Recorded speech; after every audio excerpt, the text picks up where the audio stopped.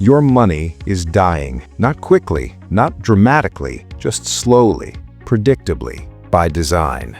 Right now, as you watch this, the dollar in your pocket is worth less than it was when you clicked play, and tomorrow it'll be worth even less than today. This isn't a glitch, it's not corruption, it's inflation. And once you understand how it actually works, you'll never look at a price tag the same way again. Here's what they told you in school. Inflation means prices go up.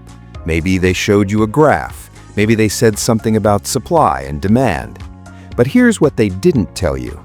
Inflation isn't really about prices going up. It's about your money being worth less. That sounds like the same thing, but it's not.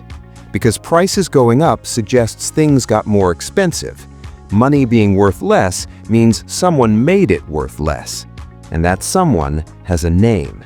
Between 2020 and 2022, the US money supply increased by almost 40%.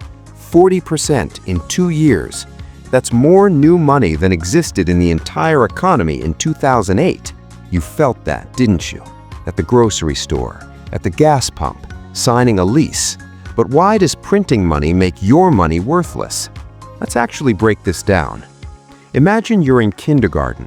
You and 5 friends are sitting at a table. Your teacher gives each of you 1 cookie per kid. Fair. Now imagine I walk in with a box of 20 more cookies and dump them all in front of just 1 kid. That kid now has 21 cookies. You still have 1. What just happened? You're not hungrier than you were 5 seconds ago. The cookies didn't get worse, but the value of your single cookie just collapsed because cookies stopped being scarce. That's inflation. Now replace cookies with dollars, replace kids with people, and replace me with the Federal Reserve. When the government needs money, it doesn't just tax you more, at least not directly. It borrows, it sells bonds. And when nobody wants to buy those bonds, the Federal Reserve steps in.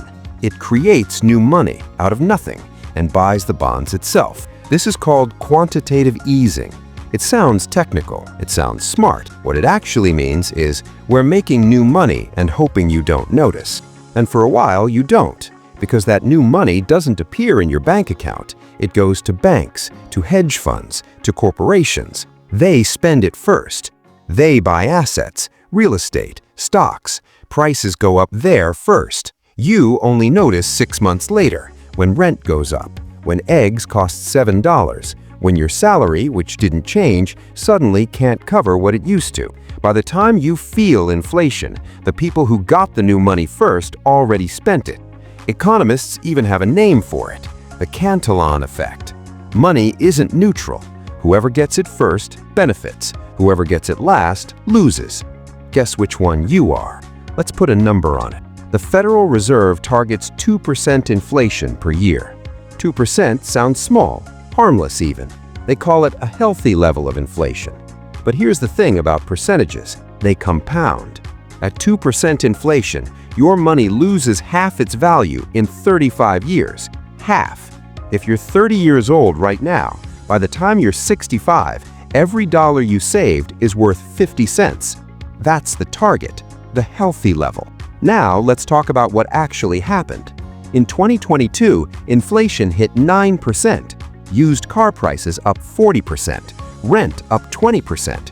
Groceries up 13%. People got angry. Politicians promised to fix it. The Fed raised interest rates, and inflation did come down, back to 3%, then 4%. Everyone celebrated. But here's what nobody said out loud. Prices didn't go back down. They just stopped rising as fast. That 9% jump, it's locked in, baked into every price forever. You're not getting that money back. Now, if you ask an economist why we need inflation at all, they'll tell you it encourages spending. If your money loses value over time, you're incentivized to spend it or invest it instead of hoarding it. That keeps the economy moving. Makes sense, right? Except that's not actually what happens. What happens is rich people buy assets, real estate, stocks, gold, things that go up with inflation. Their wealth isn't sitting in cash, so inflation doesn't hurt them, it helps them. Asset prices rise faster than the inflation rate.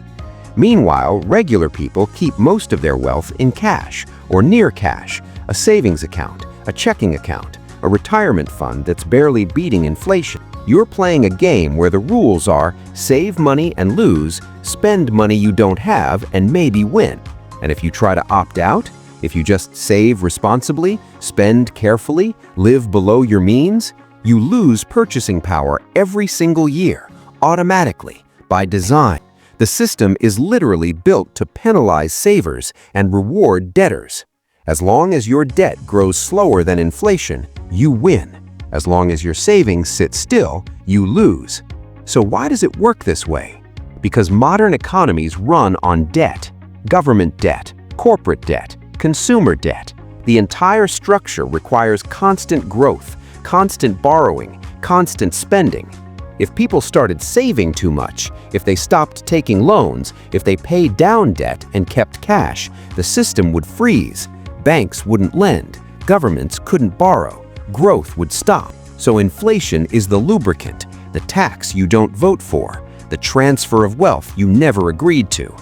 And it's not just the US. Nearly every country with a central bank does this. The European Central Bank, the Bank of Japan, the Bank of England. Same playbook: print money, manage inflation, keep the debt machine running. Some countries do it carefully, some do it recklessly. Weimar Germany printed million-dollar bills. Zimbabwe printed trillion-dollar bills. Venezuela's currency collapsed so hard they just stopped counting. That's hyperinflation. And yes, it can happen anywhere. It hasn't happened here yet, but every time the money printer turns on, every time the debt ceiling gets raised, every time they promise it's temporary, the risk gets a little bit higher. So here's the question nobody wants to answer. If inflation is the result of printing money, and printing money is the result of unpayable debt, and the debt keeps growing every year, faster than the economy itself, what happens when it can't grow anymore? Do they print more? Do they let it collapse? Do they reset the system entirely? Nobody knows. Or maybe they do, and they're just not telling you. Either way, your money is still dying. The only question is whether you notice before it's too late.